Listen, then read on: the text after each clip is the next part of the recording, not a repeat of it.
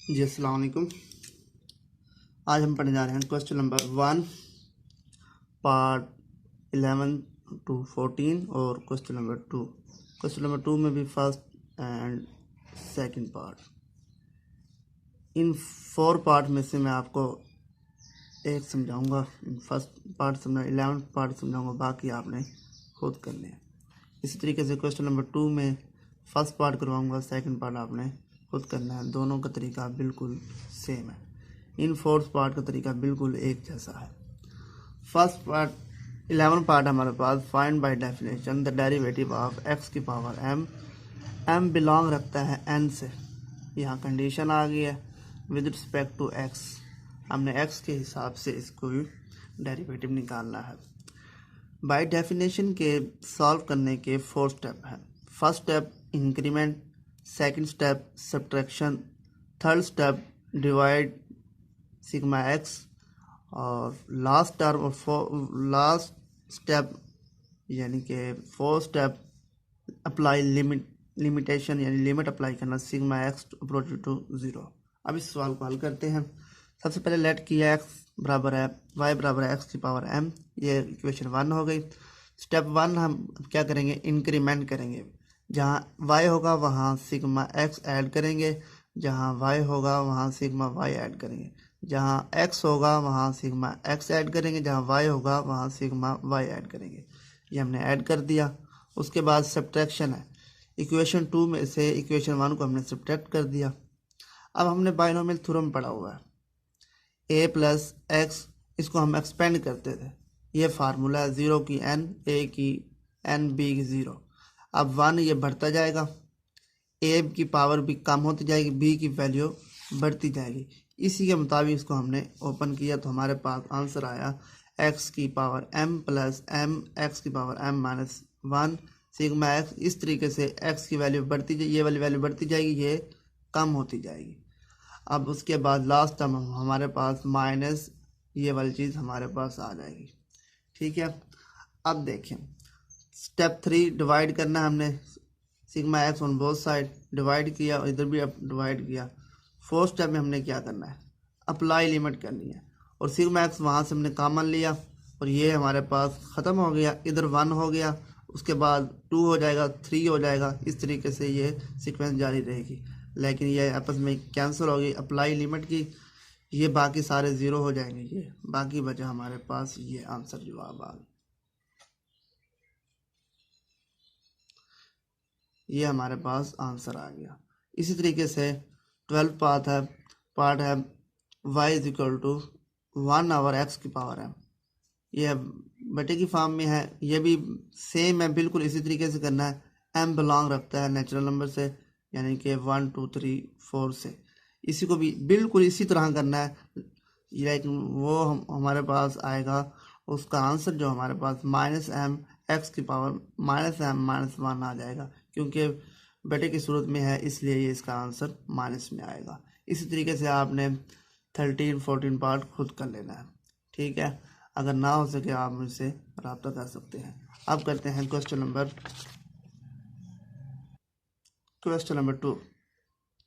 Question number 2 है find derivative from first principle. अब इधर अब नेम चेंज हो गया है, वही मैंने आपको कहा था डेरिवेटिव निकालने के 2 तरीके होते हैं। एक होता है डायरेक्ट मेथड, दूसरा जो फार्मूले का मेथड होता है उसे हम डायरेक्ट मेथड कहते हैं, जिसे शॉर्टकट मेथड भी कहा जाता है। और एक होता है इनडायरेक्ट मेथड। इनडायरेक्ट मेथड के 3 अदर नेम है। फर्स्ट नेम क्या है, by definition, second first principle and third by अभिशिशो मेथड।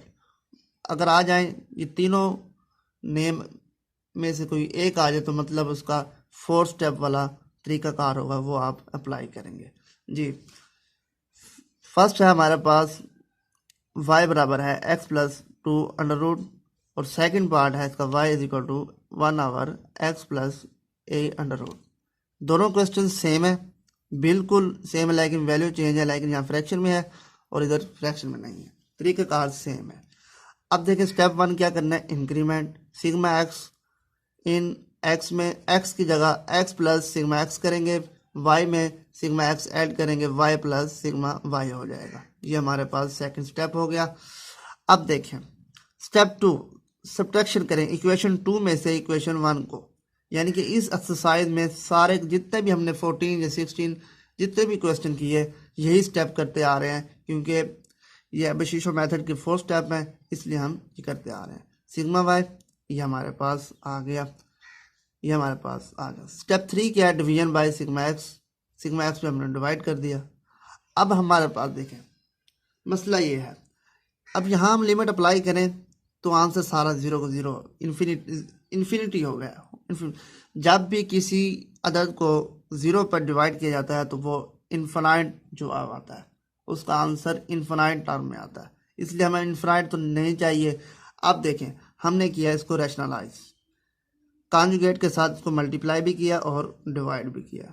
जब कॉन्जुगेट से मल्टीप्लाई और डिवाइड करेंगे तो वो हमारे पास ये फार्मूला, ये हमारे पास ए स्क्वायर माइनस बी स्क्वायर बन जाएगा, ये आपस में स्क्वायर हो जाएगा, कैंसिल हो जाएगा। इसी तरीके से ये आपके पास क्या आ जाएगा, ये इससे कैंसिल और ये इससे कैंसिल हो, यानी कि एक्स एक्स से कैंसिल, 2 से कैंसिल, हमारे पास बचा ये। इसको भी हम ऐसे यहाँ अप्लाई लिमिट करेंगे,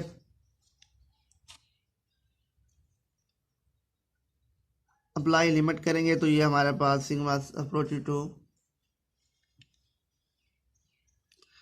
एक्स एक्स से कैंसिल हो गया, 2 से कैंसिल हो गया, सिग्मा एक्स बचा, ये भी इससे कैंसिल हो गया, यानी कि ये यहाँ पर हमने काट दिया।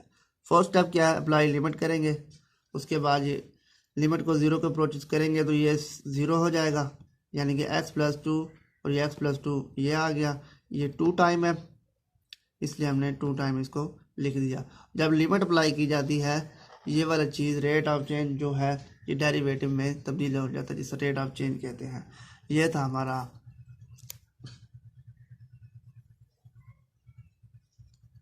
ये 1 है, ये 1 2 हो गया, फिर ये हमारे पास आंसर ये आ गया। ये था हमारा आज का लेक्चर जिसमें हमने एक्सरसाइज 2.1 कंप्लीट की, जिसमें हमने 4 स्टेप सीखे।